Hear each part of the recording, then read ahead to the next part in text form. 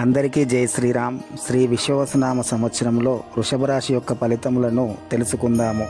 వృషభ రాశి వారికి ఆదాయం 11, వ్యయం 5, రాజపూజ్యం 1, అవమానం 3.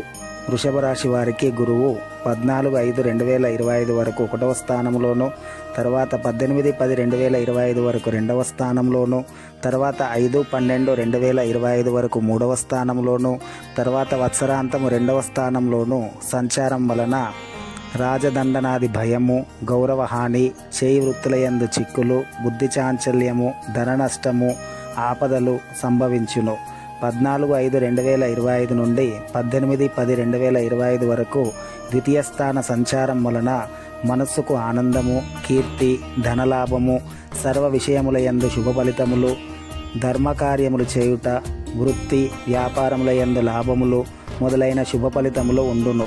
18/10/2025 నుండి 5/12/2025 వరకు తృతీయ స్థాన సంచారం వలన మనోవిచారము, బంధు విరోధము, దారిద్ర్యము, శారీర పీడ, ఉద్యోగ భంగము, కలహములు మొదలైన అశుభ ఫలితములు కలుగును.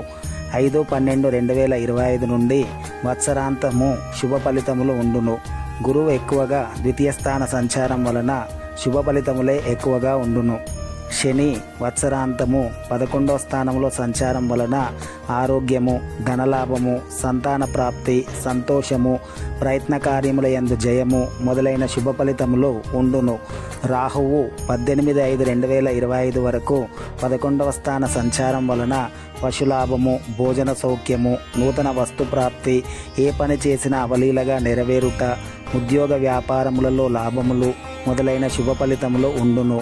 18/5/2025 నుండి వత్సరాంతము 10వ స్థానంలో సంచారం వలన మనస్సునందు సంతోషము, ఎల్లప్పుడూ ఆనందముగా ఉండుట, కష్టములు తొలగిపోవుట, రావలసిన సొమ్ము వచ్చుట మొదలైన శుభ ఫలితములు ఉండును.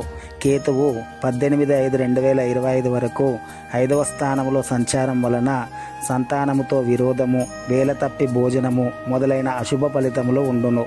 18/5/2025 నుండి వత్సరాంతము 4వ స్థానంలో సంచారం వలన అస్థిర బుద్ధి, శరీరమున వాతాధిక్యము, స్త్రీ మూలక కలహములు కలుగుటయు, ప్రయత్న కార్యములు ఫలించకుండుటయు, వృధా ప్రయాణాలు మొదలైన అశుభ ఫలితములు ఉండును.